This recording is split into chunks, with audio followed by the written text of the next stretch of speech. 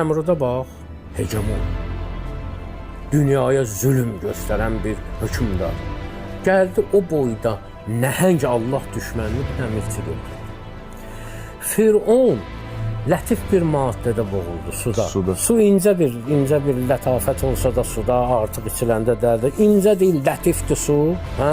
Boğdu Fironu. O boyda Əbrəhənin fillərini xırda.